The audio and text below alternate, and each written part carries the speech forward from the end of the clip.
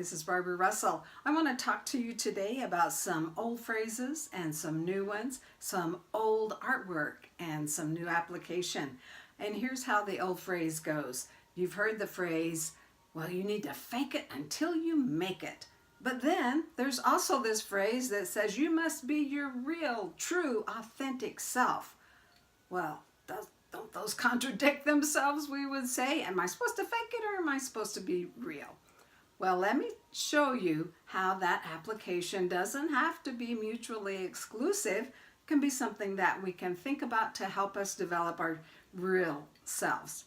The story goes that Michelangelo, when he created that immense statue of David, it is humongous, by the way, 14 feet tall, back in 1500s, and he was only a young man of 25, 26, and he created out of a 20-foot slab of marble this beautiful, breathtaking statue of David.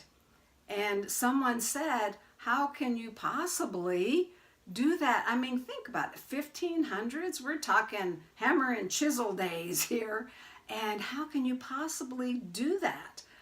But here's what he said. Inside every statue, there's an angel waiting to come out. There's an idea that's already there. God has put it.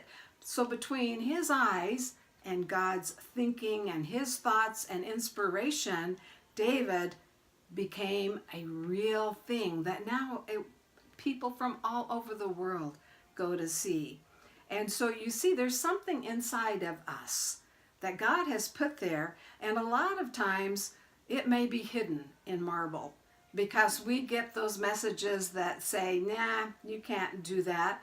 I remember when my husband and I went back to school, went back to college to get our degrees late in life, because you see how I grew up and the messages that I received is, first of all, women don't need to go to college.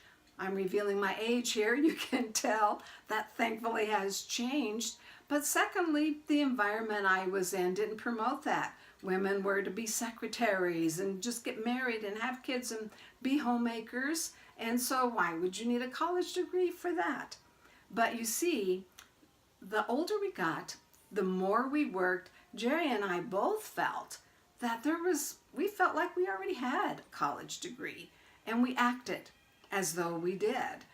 We worked hard, we were diligent, we still kept studying, and we eventually went back to school later in life to get our degrees. But you see, that's the concept. You don't want to be hindered and let all those messages become frozen marble around you, and all of your ideas and your passion, it needs to be released so that the world can appreciate your beauty just like the world appreciates the statue of David.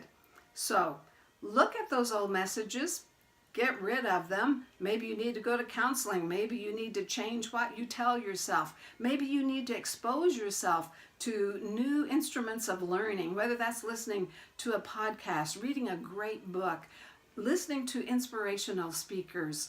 All of those things will begin to change those messages so that the beauty within, the angel within, will be reviewed and revealed.